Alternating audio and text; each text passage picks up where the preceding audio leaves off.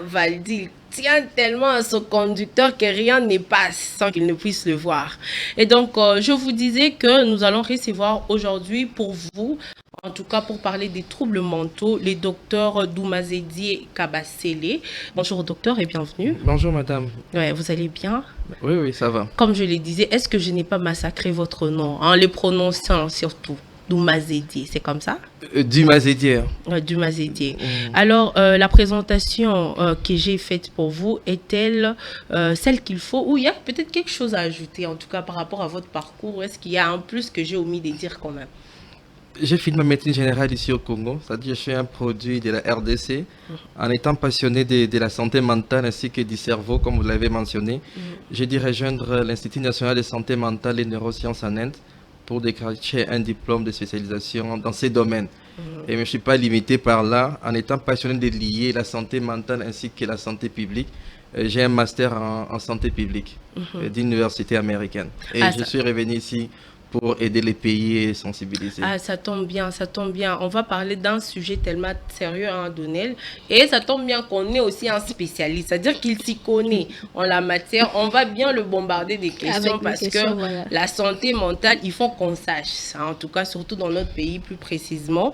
Alors, de prime abord, si l'on peut commencer, d'abord, on parle des troubles mentaux. Mais c'est quoi les troubles mentaux? Est-ce qu'il y a différents types de troubles mentaux? Est-ce que, en tout cas, on aimerait d'abord savoir c'est quoi les troubles mentaux en question? Ouais. Merci beaucoup pour la question. La première chose, j'aime souvent définir c'est quoi la santé mentale. Quelle est la définition de la santé mentale? Et ça va nous permettre de savoir quelles sont les différentes pathologies aussi. La santé mentale, comme vous avez bien mentionné, c'est notre bien-être. Quand on parle de bien-être, on ne peut jamais dissocier une santé physique ainsi que la santé mentale. On ne peut jamais dissocier. Notre bien-être, c'est ce qu'on appelle la santé mentale. Et ce que j'aime souvent mentionner, nous avons deux types de santé mentale. Nous avons une santé mentale qui peut être positive ou bien une santé mentale qui peut être négative.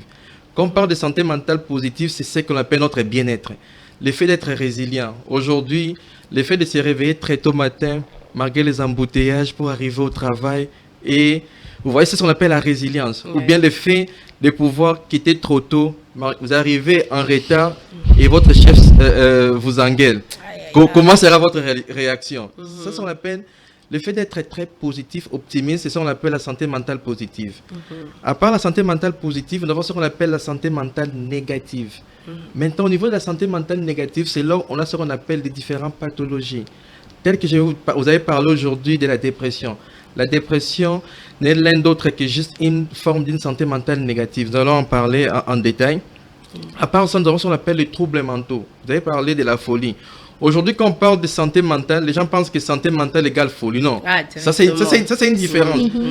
Plutôt, on devait comprendre que la santé mentale, c'est notre bien-être. Et au niveau de la santé mentale, nous avons ce qu'on appelle une santé mentale positive ou bien une santé mentale négative. Maintenant, au niveau des santé mentale négatives, à ce niveau, maintenant, nous avons les différentes pathologies qui surviennent. Tel que vous avez parlé des stress, des stress chroniques, nous avons la dépression, nous avons même la folie que vous voyez, les termes médicaux qu'on appelle souvent soit les psychopathes ou bien la schizophrénie, ce sont des termes spécifiques qu'on utilise. Ah, les tout, c'est pas la folie. Oui, c'est tout, c'est pas la folie. Nous avons beaucoup. Nous avons par exemple d'autres problèmes de santé mentale, tels que par exemple les troubles obsessionnels. Nous avons, je vais venir en détail parce que j'aime pas souvent. J'aime toujours expliquer à un terme simple pour que les gens puissent comprendre que la différence qui existe déjà entre santé mentale ainsi que la folie. L'autre question qu'il faut se poser, qu'est-ce qui se passe pour avoir une santé mentale négative? Ou bien, quelles sont les causes? Voilà. Quelles sont les différentes causes pour développer une santé mentale soit négative ou bien qui peut favoriser une santé mentale négative? Parce que nous, les Congolais, dès que nous comprenons ça, c'est quelque chose de formidable. La première chose, vous savez, nous tous ici, on peut nous donner une information. Je donne par exemple, je sais que je ne suis pas à mesure de poser des questions présentateurs, mais il y a quelque chose. Si... Vous êtes le médecin, hein, soyez à l'aise. Posez-nous, on peut faire vos patients. Voilà, au moins ça je suis d'accord. Oui, on peut faire vos patients. Imaginez ici, quelqu'un entre nous donne une mauvaise nouvelle.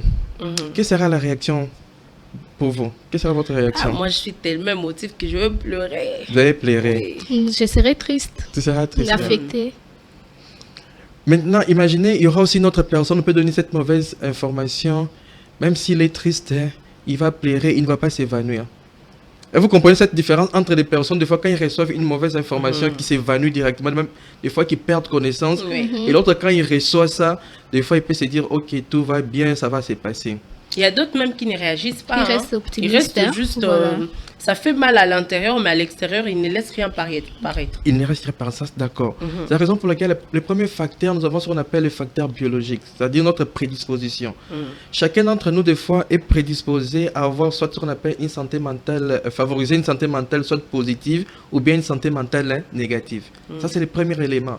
Ce qui fait la différence entre nous, soit l'autre peut s'évanouir, moi je ne m'évanouis pas, moi je reste comme ça. L'autre chose, c'est ce qu'on appelle l'environnement. Ça, c'est le deuxième facteur qui peut favoriser soit une santé mentale positive ou bien une santé mentale négative. Au niveau de l'environnement, je vous donne seulement un exemple. Vous prenez un enfant qui vit dans un foyer qui est tellement très violent. Quel sera le devenir de cet enfant? Psychologiquement, cet enfant va avoir le même comportement de son entourage. C'est là où on dit, vous pouvez prendre un enfant, vous l'amener dans un milieu qui vit le Koulouna, comme on peut vous dire. Vous allez voir que cet enfant va développer les mêmes comportements que les Koulouna qui sont là. Pas seulement l'environnement, quand on parle de l'environnement, il y a certains facteurs aussi qui favorisent une santé mentale négative ou positive. Chaque seconde qui passe, je pleure toujours pour les enfants de Goma, tous les enfants qui se trouvent à l'Est. Imaginez un enfant dès son petit âge qui vit dans un environnement que les balles sont en train de crépiter.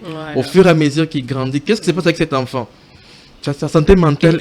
Un enfant qui voit pratiquement sa mère mourir, ses parents mourir devant lui, on les laisse là-bas devant le corps de ses parents inertes. Imaginez. Cet environnement déjà, comme on parle, on a parlé de l'environnement conjugal, les environnements même liés de conflits interarmés, pas seulement des conflits interarmés, même par exemple les conflits communautaires. Parce qu'en RDC, on n'a pas seulement des conflits interarmés que vous voyez à l'Est, même aujourd'hui des conflits communautaires, il est avec les différents leaders politiques qui créent tout ça. Et ça impacte directement les devenirs des personnes qui vivent tout autour de cet endroit. L'autre facteur aussi qui influence soit avoir une santé mentale négative, c'est surtout la consommation de substances toxiques. C'est là où j'ai toujours été contre de voir en République démocratique du Congo, on fait la publicité de l'alcool, on fait la publicité des histoires à la télé. Même des pays qui sont, soi-disant, développés, c'est interdit à un certain âge de ne pas aller acheter l'alcool ou bien ne pas acheter certaines substances. Pourquoi? Toutes ces substances toxiques que j'ai citées, nous avons l'alcool, la cigarette, les chanvres, la cocaïne. Même aujourd'hui, les gens confondent. Je vois beaucoup de jeunes, des fois, ils me disent, docteur, je ne consomme pas la cigarette, mais je prends de la chicha. Mais regardez les degrés de ténèbres de ces substances qui se trouvent là.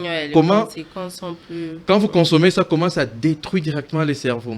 Et tous ces éléments, la consommation de substances toxiques, impact directement pour avoir ce qu'on appelle une santé mentale négative. Les derniers éléments, surtout au niveau des facteurs, nous avons ce qu'on appelle certaines maladies aussi. Quand je parle des maladies, nous avons certaines familles qui avaient parlé, pas seulement ils ont cette prédisposition, mais certaines personnes, nous avons ce qu'on appelle les gènes au niveau familial qui peuvent développer ce qu'on appelle les troubles mentaux. Et vous allez voir... la grand-mère avait les mêmes problèmes, les petits... Oui, ça devient générationnel, quoi. Générationnel. Et ça fait partie des différents facteurs qui peuvent favoriser quelqu'un qui puisse avoir une santé mentale négative. Quand nous comprenons tous ces facteurs, ça nous permet maintenant de voir comment nous pouvons interagir pour développer notre santé mentale positive. Alors, on entend souvent parler, Donnel, je sais bien que tu l'as envie des questions, attends-moi un peu, attends juste un peu. Alors, on entend souvent parler de la dépression, de l'anxiété, de la schizophrénie ou même de la bipolarité. Est-ce que, je ne sais pas, il y a une différence entre ces pathologies-là, si je peux les appeler comme ça, il y a une différence entre elles ou c'est tous de la folie? Je l'ai dit comme ça. Je vous parle déjà. Oui. Regarde, retenez quelque chose. On ne peut jamais éviter les stress, mais on peut les contrôler. Ça, c'est le premier élément. C'est-à-dire, les stress, on ne peut jamais éviter. Je vous donne seulement un exemple. Moi, j'aime beaucoup expliquer avec des exemples. Oui, c'est quelque chose pour qu'on comprenne mieux. Pour que les gens, même nos téléspectateurs, puissent nous suivre en détail. Nous sommes ici, nous trois. quelqu'un entre avec une arme et commence à pouvoir tirer ici, qu'est-ce qui se passera?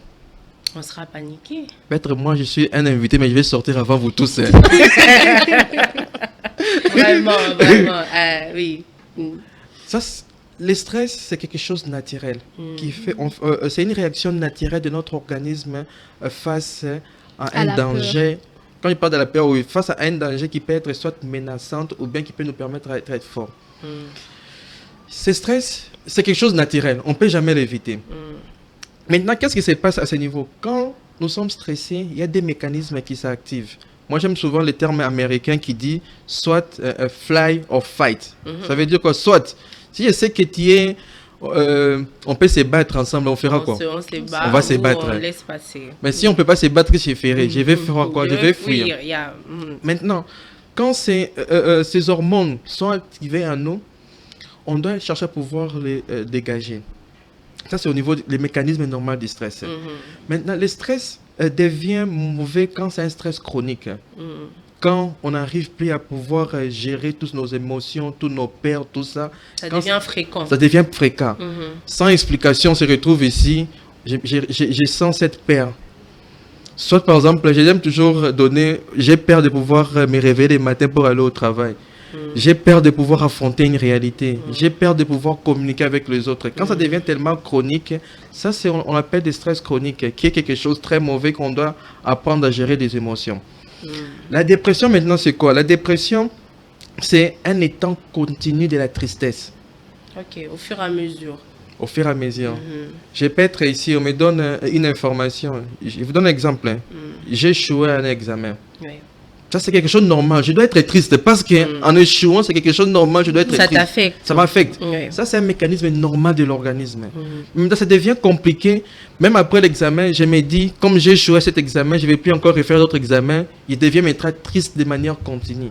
Au fur et à mesure que je deviens triste de manière continue, ça maintenant, ça fait partie de la dépression. Et maintenant, au niveau de la dépression, il y a des différents niveaux. Il y a une dépression légère. Je peux me dire, je sens seulement une tristesse jusqu'à ce qu'arriver même à perdre le goût de la vie. Et ça, maintenant, c'est une dépression sévère qui est là. Et la tristesse... Il y a des niveaux quand même. Il y a des niveaux, dépression. Oui. Et au niveau devant la dépression qui est légère, qui est modérée, ainsi que qui est sévère. Et quand ça devient sévère, c'est là où même il y a ce qu'on appelle le suicide. Les gens veulent... sauter la vie. Sauter la vie. Ils n'ont plus l'essence de pouvoir continuer à vivre. Vous voyez, comme la vie est tellement belle, mais certains... Ils ne trouvent plus des raisons de vouloir vivre. De vivre, oui. Cette tristesse continue, ce qu'on appelle la dépression. À part la dépression, nous avons ce qu'on appelle la schizophrénie. Vous avez parlé de la schizophrénie. Oui. La schizophrénie, maintenant, ça fait partie des troubles de comportement. Quand je parle de troubles de comportement, ici, nous avons la schizophrénie, nous avons le syndrome bipolaire. C'est-à-dire qu'on est par la maladie bipolaire. Oui. Je vais commencer avec le bipolaire. Au niveau bipolaire, comme on parle de la bipolarité, la plupart de ces personnes sont comment? Je peux te créer un problème aujourd'hui, je t'insulte, je peux me faire quelque chose, un dégât.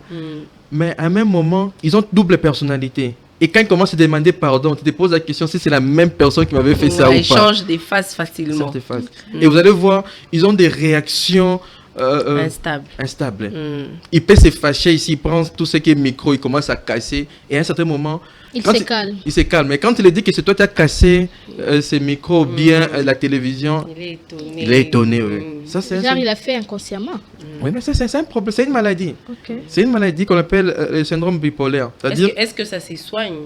On va arriver pour toutes ces pathologies-là.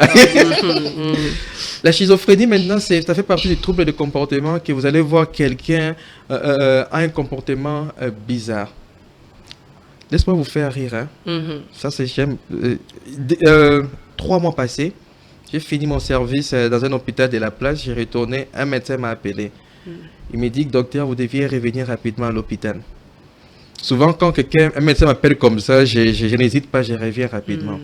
En revenant, l'histoire était tellement fascinante.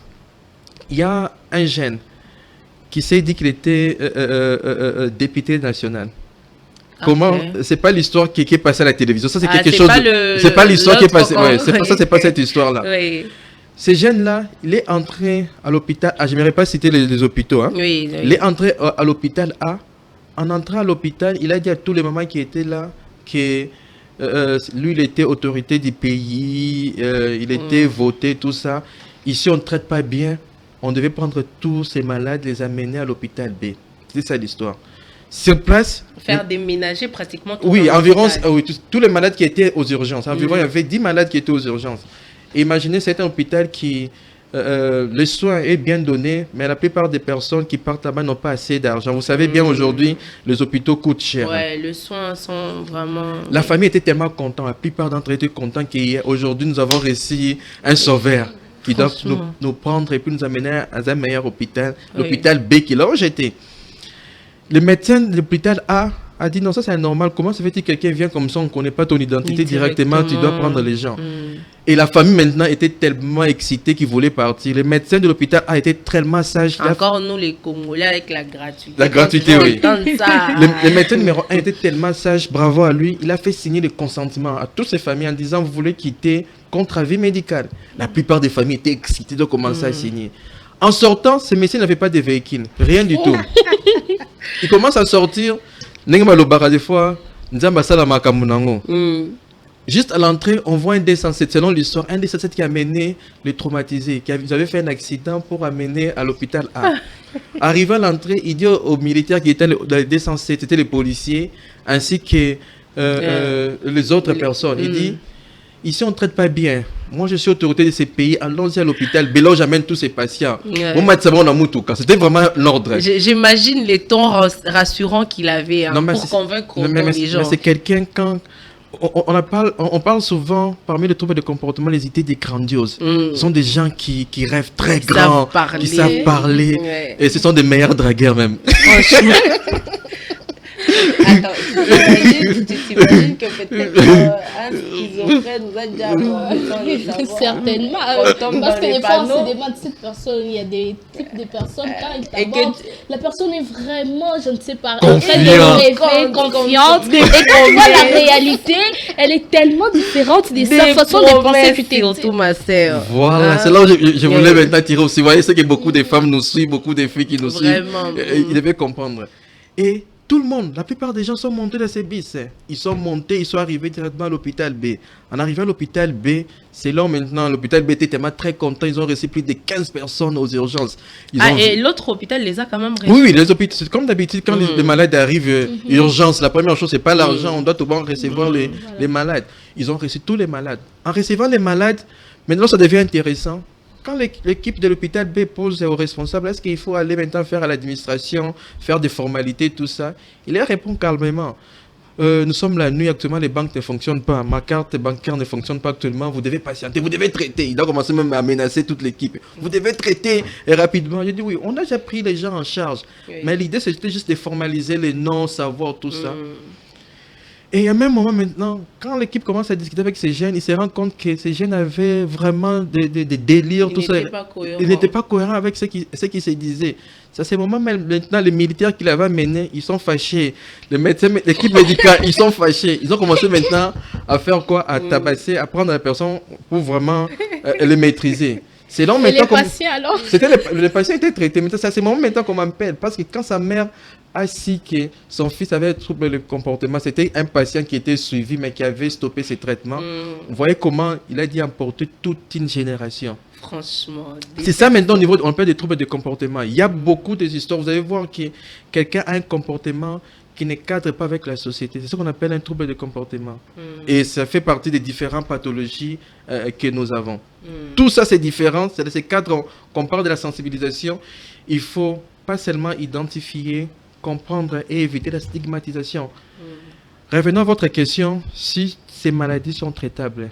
Oui, les maladies sont traitables. J'ai beaucoup de patients qui ont présenté des stress chroniques. J'ai beaucoup de patients qui ont présenté de la dépression. J'ai beaucoup de patients qui ont présenté des troubles bipolaires. Tant qu'on vous met sous médicaments, on vous met sous traitement, les gens évoluent très bien. Ça se guérit complètement, soit ça revient après un moment. Soit on doit commencer, on doit prendre des cachets à vie pour guérir, pour aller bien. Dès qu'on arrête, on rechute. Le problème, c'est comment aider des personnes à gérer les émotions. Je vous dis l'exemple. Si aujourd'hui, vous perdez votre téléphone, vous ne savez pas gérer l'émotion de perdre le téléphone. Le jour que vous allez perdre un véhicule, qu'est-ce qui se passera? C'est là où maintenant la santé mentale vient.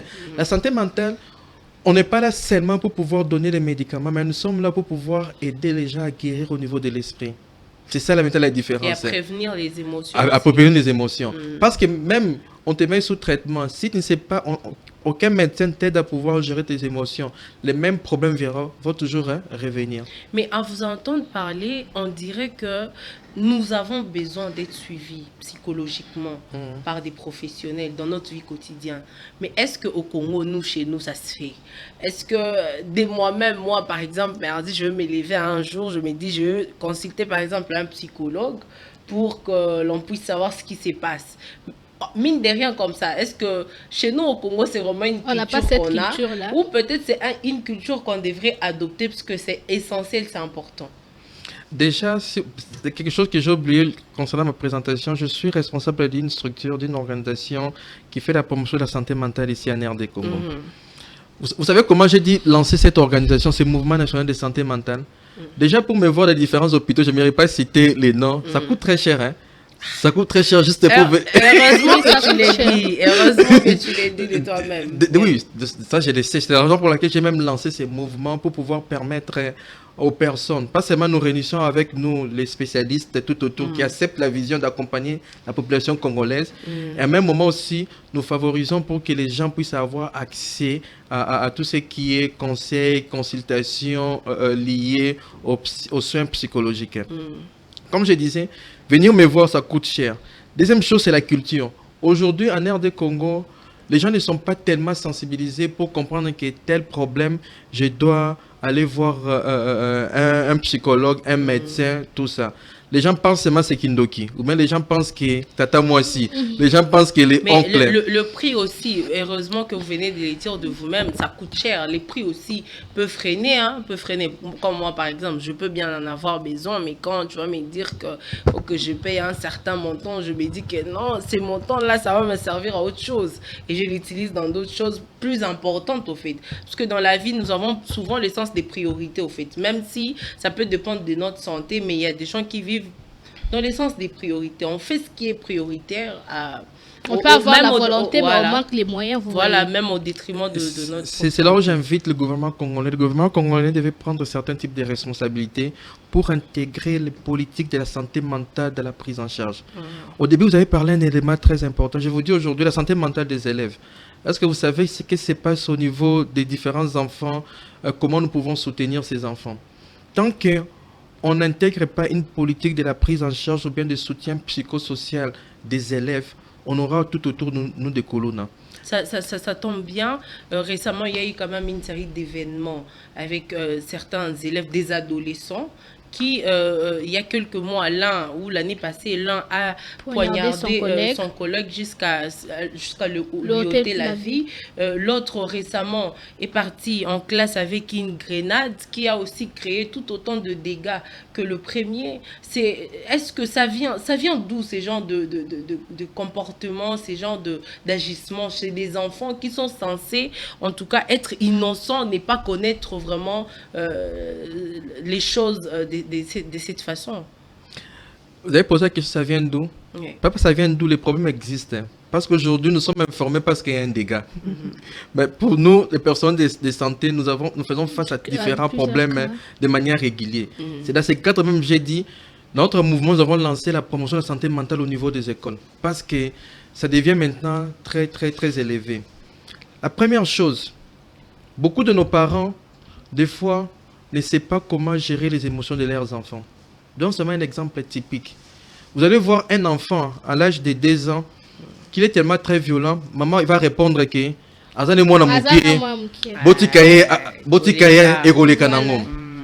mais si on vous posez la question à cette responsable, est-ce que vous savez à l'âge de 2 ans qu'est-ce qui se passe au niveau du cerveau de l'enfant? Personne ne le sait. Au niveau des 2 ans, le cerveau de l'enfant a ce qu'on appelle un nom. Voilà, même si vous voulez donner son propre biscuit, si vous le demandez, il dira toujours non, non, non, non, non. C'est au niveau du développement normal de l'enfant. Maintenant, comment les parents peuvent parvenir à gérer les émotions de l'enfant? Je vous donne seulement un exemple. Si vous dites à l'enfant de pouvoir partager, l'enfant refuse. Le jour que toi, papa, tu auras quelque chose, quand il viendra te demander, il faut aussi refuser. Parce que ça permet directement à l'enfant de comprendre que c'est mal. Moi, je dois faire quoi? Je dois partager. Aujourd'hui, les enfants, nous avons beaucoup d'enfants qui sont violents. Parce que soit ils vivent dans un environnement qui est toxique. Aujourd'hui, nous avons des foyers recomposés, nous avons des pères aujourd'hui qui sont très violents, ou bien des mamans qui consomment des substances toxiques. Et quand un enfant vit dans cet environnement, déjà le comportement de l'enfant sera biaisé. Et c'est maintenant qui va se répertorier au niveau de l'école. Vous voyez un enfant, déjà de normal, quand un enfant voit une grande personne, il doit avoir la peur. Mais quand vous remarquez qu'un enfant voit une grande personne, il n'a pas peur, vous allez vous rendre compte que c'est un problème. Et en neurologie, nous avons un syndrome qu'on appelle le syndrome de TOP. C'est le trouble obsessionnel avec provocation. Vous allez voir certains enfants, ils prennent seulement plaisir de pouvoir provoquer les autres. De pouvoir, pas seulement blaguer, provoquer, accélérer. Lui, il est content quand l'autre est en souffrance. Et quand on ne sait pas identifier ces problèmes tôt, c'est là où vous allez voir, on laisse passer aujourd'hui, demain on laisse passer jusqu'à ce qu'un enfant va prendre le couteau à la maison, amener à l'école. C'est là où j'ai dit la sensibilisation. Nous, avec notre organisation, nous avons commencé cette campagne de sensibilisation dans les écoles. Mais si vous savez déjà, les premiers, on a commencé l'école pilote ici à Kinshasa, mais si vous voyez déjà les données que nous avons trouvées dans des écoles, des problèmes qui existent chez les élèves, même aussi les enseignants, vous allez vous dire que c'est nécessaire, c'est une urgence de mettre en place ces programmes. En fait, de tels agissements chez les enfants, c'est héréditaire, soit c'est juste lié à un mode de vie? Déjà, l'autre, c'est héréditaire, mais qu'il faut maintenant aider les enfants à gérer les émotions. D'autres, maintenant, c'est lié au mode de vie. Là, c'est que Sabino, 3 mois passés, un parent qui vient avec son fils qui était très violent. Je pose seulement qui voulait qu'on puisse prescrire un médicament. Je pose seulement la question, entre la femme et l'homme qui est violent, notre bénédiction de ce jour-là, parce qu'on avait la maman du garçon qui était là. Il a dit, papa, tika nayo, moi no nyokolanga makasi. Tu vois? Parce que son père était tellement très violent. Aujourd'hui, son fils aussi est très violent. Maintenant, c'est à nous de pouvoir savoir comment gérer les émotions de cet enfant. Parce que c'est gérable, c'est traitable. Mais tant tout n'est pas seulement médicament. Mais l'important, c'est d'aider les personnes à pouvoir gérer les émotions. L'autre chose, j'aimerais aussi discuter. Je suis parmi des personnes qui pensent, jusqu'aujourd'hui, qui pensent que avant que les gens puissent se marier, il faut avoir un certificat de santé mentale. Oui, savoir si vous avez votre tête avant. Non, pas seulement savoir si vous êtes compatible. Ah oui, aussi. On peut... Il y a aussi l'incompatibilité mentalement, ça existe, parce que moi je savais qu'il y a l'octophorose qui s'est fait juste pour savoir si vous êtes compatible. L'électrophorèse, voilà, au niveau de la production. Mais est-ce que mentalement aussi il peut y avoir des facteurs qui peuvent faire à ce que deux personnes ne puissent pas s'unir, se mettre Tout ce que nous avons, c'est les cerveaux qui commencent. Et moi, je suis parmi des personnes que j'ai dit, avant que les jeunes puissent se marier, nous devons avoir ce qu'on appelle, ils doivent avoir un certificat d'aptitude mentale. Pourquoi? Ça permet de savoir si vous êtes compatible avec l'un et l'autre, au niveau des comportements ou même au niveau des agissements. Un exemple, si moi, j'aime que tout puisse être clean, c'est-à-dire tout puisse être propre, rangé. Pas seulement maniaque, mais je suis quelqu'un qui aime tout qui doit être correct. Mais toi, si ton comportement est ce qu'on appelle laisser, par exemple, laisser aller, vous allez voir qu'il y aura un problème sérieux et vous n'allez jamais vivre ensemble. Soit par exemple, si moi je suis quelqu'un qui est très colérique, moindre chose, je suis colérique, et toi, tu ne sais pas développer la patience. Vous allez voir que vous ne serez jamais... Ça sera la confrontation. À tout moment. Moi, je suis colérique, toi, tu es impulsif. Qu'est-ce qui se passera? Dès que je parle, l'autre ne m'écoute pas, il réagit. Et vous allez voir que nous sommes parmi des familles qu'on vit. Et si un enfant vit dans ces milieux comme ça, quelle sera la réaction? Quel sera le devenir de cet enfant? Avec des pères violents aussi qui battent leur maman. En fait, dans plusieurs films à la télévision, je vois dès les bas âges, à l'école, il y a déjà un psychologue qui suit déjà l'évolution des enfants et fait les rapports. Pourquoi ce n'est pas le cas ici? C'est aussi la réalité sous d'autres cieux. Voilà. Pourquoi ce n'est pas le cas ici au Congo? Parce que si on commence dès les bas âges, ça sera une culture, ça sera normal chez nous. Pourquoi ce n'est pas le cas à l'école, qu'il y ait des psychologues qui suivent et font des rapports à la fin?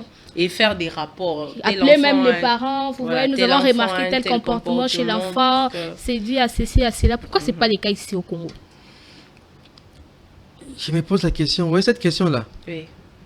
On va reposer ça peut-être aux autorités. Pourquoi ce n'est pas le cas? Mais je vais vous l'expliquer. Pourquoi ce n'est pas le cas? Pas parce qu'on manque de spécialistes. Je vais vous rassurer que la RDC regorge beaucoup de spécialistes qui sont là, que ce soit des psychologues. Quand nous avons lancé notre mouvement, je peux vous rassurer, nous avons un grand nombre de personnes qui sont prêtes à pouvoir accompagner. Mais le plus grand problème que nous faisons face, c'est soit, comme vous avez parlé de la culture, les gens ne sont pas encore informés, les parents ne connaissent pas c'est quoi l'importance. Mais je peux vous rassurer, aujourd'hui, à Kinshasa, parmi les écoles que nous avons fait notre tournée sur la santé mentale scolaire, il y a certaines écoles qui ont des psychologues.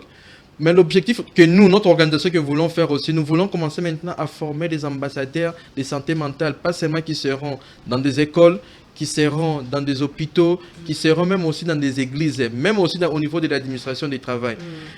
Mais tout dépend, c'est au niveau de la sensibilisation. Au fur et à mesure que nous commençons cette sensibilisation, nous commençons vraiment à informer les gens sur la santé mentale et ça permet maintenant que les gens puissent avoir cette culture. Pourquoi nous avons besoin de ces gens-là?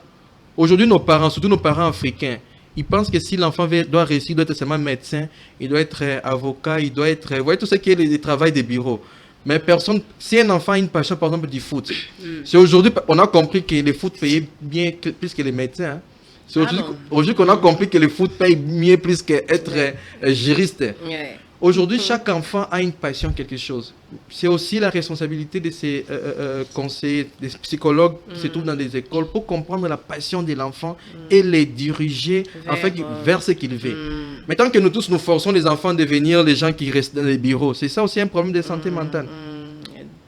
Forcer les enfants, ça tombe bien, en tout cas ça tombe bien, puisqu'on en parle. Moi j'aimerais savoir en général, vous êtes un spécialiste du domaine, c'est-à-dire que vous connaissez, vous œuvrez aussi en RDC, plus particulièrement, quelle serait la réalité mentale en général en RDC, celle que vous nous connaissez, selon vos propres études et votre association que vous avez, c'est quoi la réalité mentale en RDC aujourd'hui? Déjà, la première chose, je n'aimerais pas généraliser. Ça, c'est quelque chose de différent. Quand on parle de généraliser, ça dit comme si on met tout le monde à 10 sur 10. Non, ça, je n'aimerais pas généraliser. Mais la réalité, nous avons beaucoup de gens. Vous allez commencer à répondre.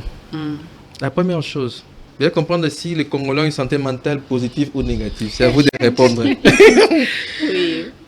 Aujourd'hui, quand nous sortons, beaucoup d'entre nous prenons de la saleté, nous jetons au cours des routes. Est-ce que nous avons une santé mentale positive ou négative? Non, elle est négative. Elle est négative, voilà. Deuxième chose, aujourd'hui, la cause de la plupart des embouteillages en RDC, c'est l'impatience aussi de beaucoup de conducteurs. Nous tous, nous voulons être pressés. Aucune courtoisie routière. Aucune courtoisie routière. Tout le monde fait ce qu'il veut. Oui. Ouais. Ça, c'est une santé mentale positive ou une santé mentale négative? Très négative. Très négative. Hyper négative. On continue. Oui. Aujourd'hui, vous pouvez remarquer les responsables, au lieu de pouvoir utiliser l'argent pour bâtir des projets qui peuvent bénir les vies des gens, on utilise l'argent pour aller payer des histoires qui sont pour ses vacances ou bien pour aller payer des histoires liées à des publicités. Est-ce que nous avons une santé mentale positive ou une santé mentale négative? Ça me pousse même à créer une petite larme. C'est tellement négatif que ça fait mal. Des millions de détournements. Franchement, c'est tellement négatif que... Pour nos intérêts personnels, nous voulons tuer les millions de personnes. Est-ce que nous avons une santé mentale positive ou une santé mentale négative? Nous tous, nous pensons pas. Imaginez, aujourd'hui, la plupart d'entre nous, nous ne voyons pas les bonheurs des autres. Nous voyons probablement nous-mêmes.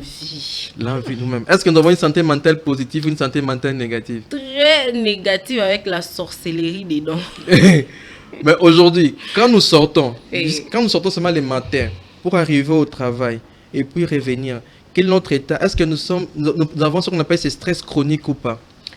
Sur 10 personnes. Aujourd'hui, si vous interrogez 10 personnes, c'est à nous. Déjà, pose le transport aux zones. Tu n'as même pas de transport. Les prix des transports triplent de fois même. Voilà. Tu es sorti avec peu d'argent. Non, franchement, c'est... L'autre chose, vous voyez quelqu'un se réveille le matin, ils augmentent les montants des prix et personne n'est inquiété. Est-ce déjà des personnes de santé mentale positives ou négatives? Docteur Mikolo, to ekiti, et le côté ekiti, na vie sociale à Batou. Est-ce que notre santé mentale, Mikolo, je pense que c'est grave. Moi, je vous donne seulement un exemple. Oui. Si avec $10, je pouvais acheter autant X litres de carburant, parce que le prix c'était 28 000. Et maintenant, vous avez baissé ça, si c'est à 22, à 23, je peux acheter combien de litres? Quelle sera ma santé mentale? Très énervé sur la station. Tellement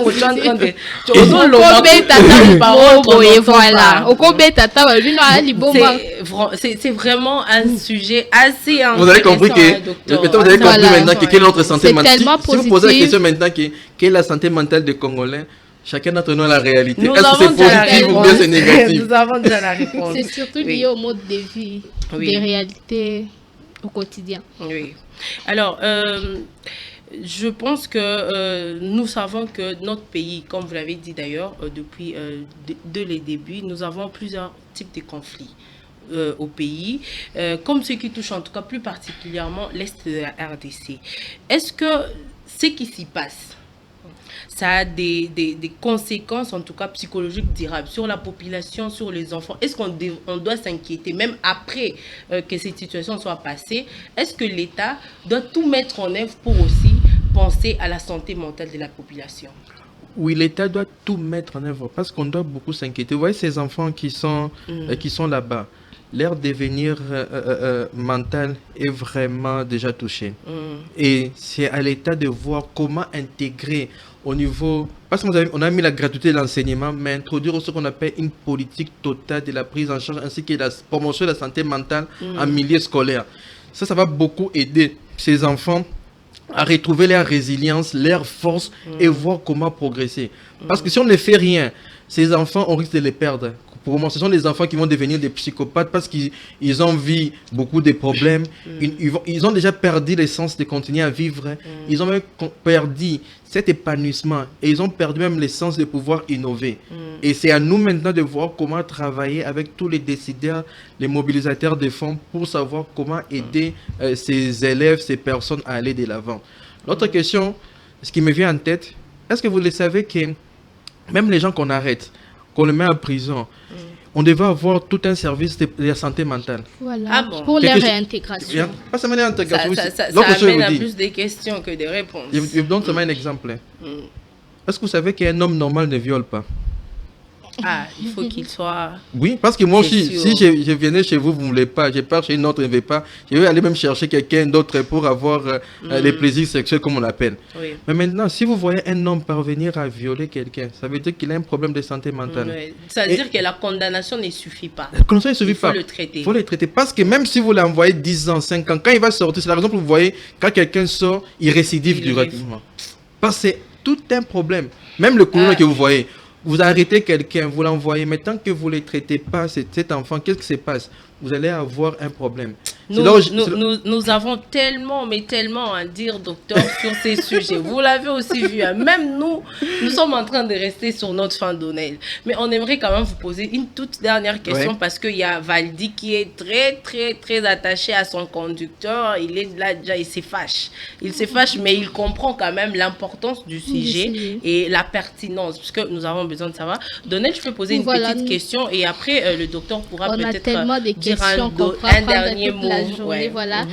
Quel message vous pouvez adresser à toutes ces personnes qui souffrent en silence, qui ne veulent peut-être pas dire de peur que non, parce que pour certains c'est un sujet tabou. Ils ont peur d'aller consulter peut-être par manque de moyens, peut-être les jugements par jugement, ou soit à toutes les personnes qui vivent aux côtés des personnes atteintes d'un trouble mental. Un message est que actuellement, la bonne nouvelle est que nous avons lancé un mouvement qui existe depuis presque 5 ans, qui soutient toutes ces personnes-là.